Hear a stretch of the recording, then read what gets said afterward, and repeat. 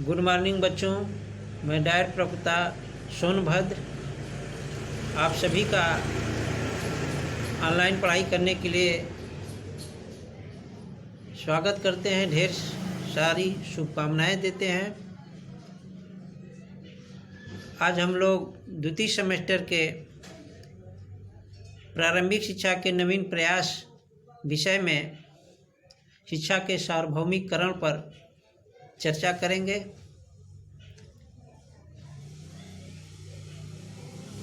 आज स्थिति यह है कि शिक्षा के प्रसार के साथ साथ भी हमारे देश में बहुसंख्यक रूप से वंचित बालक जो शिक्षा की मुख्य धारा से नहीं जुड़ पाते हैं, उनके लिए अनवरत प्रयास किया जा रहा है कि हर बच्चा, हर विद्यार्थी बिना भेदभाव के शिक्षा से जुड़ सके, स्कूलों से जुड़ सके। इस संबंध में देश और समाज की उन्नति के लिए सुयोग्य एवं जिम्मेदार नागरिक के निर्माण में शिक्षा की महत्वपूर्ण भूमिका समझी जा रही है। देखा जाए तो प्रारंभिक शिक्षा समग्र शिक्षा व्यवस्था की आधारशिला या नींव कहलाती है। भारतीय संविधान के नीति निर्देशक तत्व के अंतर्गत अनुच्छेद 45 में 6 से 14 वर्ष तक के सभी बच्चों के लिए निःशुल्क एवं अनिवार्य शिक्षा की व्यवस्था की गई है।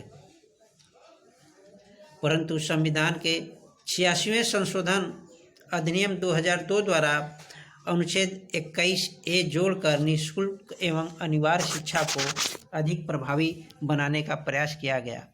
इसके लिए 4 अगस्त 2009 को यह पारित किया गया तथा राष्ट्रपति के अनुमोदन पर 27 अगस्त 2009 को भारत के राजपत्र में प्रकाशित किया गया। शिक्षा का अधिकार 1 अप्रैल 2010 को लागू हुआ। अनुच्छेद 29(2) के प्रावधान के अंतर्गत राज्य द्वारा पोषित या राज्य निधि से सहायता पाने वाली किसी भी शिक्षण संस्था में किसी भी नागरिक को केवल धर्म, मूल वंश, जाति और भाषा के आधार पर वंचित नहीं किया जा सकता। अर्थात यह अनुच्छेद नागरिकों का राज्य के निधि प्राप्त संस्थानों में शिक्षा ग्रहण करने के लिए रोका नहीं जा सकता। शिक्षा का अधिकार अधिनियम की विशेषताएं पर अगर हम ध्यान दें तो हम पाते हैं कि शिक्षा का अधिकार 6 से 14 वर्ष के सभी बच्चों को निःशुल्क व अनिवार्य प्राथमिक शिक्षा पाने का अधिकार देता है।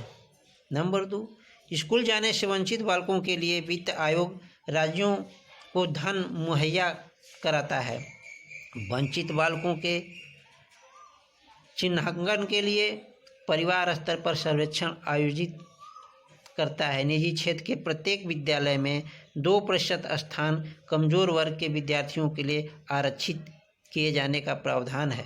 बच्चों को कक्षा में प्रोन्नति से रोकने की व्यवस्था समाप्त कर दी गई है। शिक्षा का संवैधानिक मौलिक अधिकार समस्त नागरिकों बच्चों को आज प्राप्त है। इस तरह से भारत के संविधान के अनुच्छेद 45 व 51 के अंतर्गत शिक्षा संबंधी संस्तुतियाँ प्रदान की गई हैं। संविधान निर्माताओं ने शिक्षा की महत्ता को समझकर संविधान के भाग 4 में राज्य के नीति निर्देशक तत्व में यह वर्णन किया है कि बालकों के लिए निःशुल्क एवं अनिवार्य शिक्षा का सुप्रबंध 6 से 14 वर्ष के सभी बालकों के लिए करेगा। भारतीय संविधान में 86वें संशोधन द्वारा अनुच्छेद 45 में कुछ संशोधन एवं परिवर्तन किया गया। भारत के राजपत्र असाधारण के भाग 2 खंड 1 में 13 दिसंबर 2000 को न्याय मंत्रालय द्वारा 86वां संविधान संशोधन प्रकाशित किया गया, जिसमें अनुच्छेद 45 में जोड़ा गया। उपर्युक्त संवैधानिक प्रावधानों के आलोक में विभिन्न प्रकार की शैक्षिक योजनाएं, परियोजनाएं तथा कार्यक्रम बनाकर संवैधानिक प्रतिबद्धता को पूरा किया जा रहा है। इस संबंध में शिक्षा गारंटी स्कीम, ECCE, सर्व शिक्षा अभियान जैसे अनेक कार्यक्रम सरकार द्वारा हमारे देश के वंचित और स्कूल न जाने वाले विद्यार्थियों के लिए उपलब्ध कराया जा रहा है। Thank you very much.